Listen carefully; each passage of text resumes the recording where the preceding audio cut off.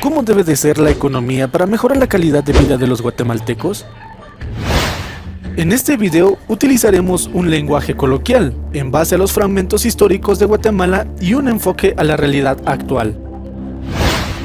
Acá trataremos 4 temas muy importantes, como es la conquista y la colonia, el liberalismo, la revolución de 1944 y la actualidad. Capítulo 1. Conquista y colonia. Como se sabe, la conquista de Guatemala representó la sumisión de los pueblos originarios durante casi 300 años.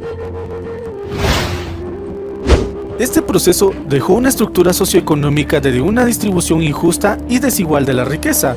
Pocos se quedaron con mucho y muchos se quedaron con poco. Indígenas y ladinos se empobrecieron. Luego de la independencia, todo siguió igual para las clases populares. Capítulo 2. Liberalismo.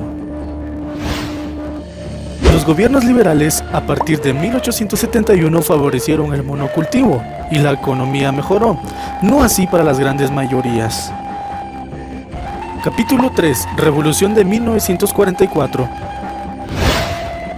A partir de la Revolución de Octubre de 1944 se hizo un intento por romper las estructuras semicoloniales que Guatemala aún tenía. Se creó el Decreto 900, el cual tenía como objeto combatir el latifundio. Pero cuando la reforma agraria tocó los intereses de las grandes empresas transnacionales bananeras, el proceso terminó. Así, Guatemala sigue igual, donde las mejores tierras son dedicadas a productos agrícolas de exportación como base de su economía, y las grandes mayorías siguen con su economía de subsistencia. Capítulo 4. Actualidad. Hoy es imposible pensar en algo similar a lo de 1944, que permita modernizar a Guatemala y salir del sistema semicolonial en que vive, para así disminuir los índices de pobreza, superar la desnutrición crónica infantil, dinamizar el mercado interno, etc. Por lo que sin cambio de estructuras se mencionan algunas alternativas para mejorar la calidad de vida de los guatemaltecos en el sector primario de la economía. El minifundio.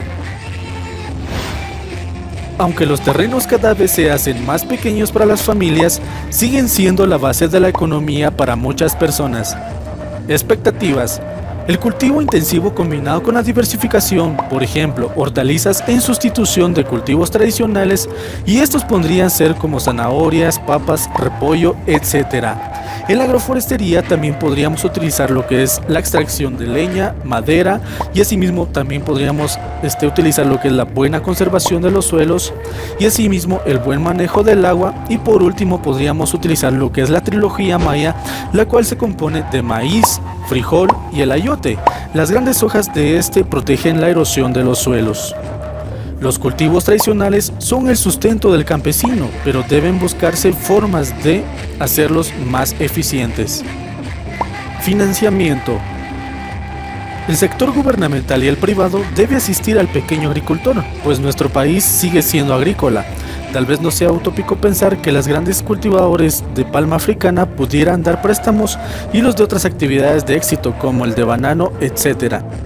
Mercados.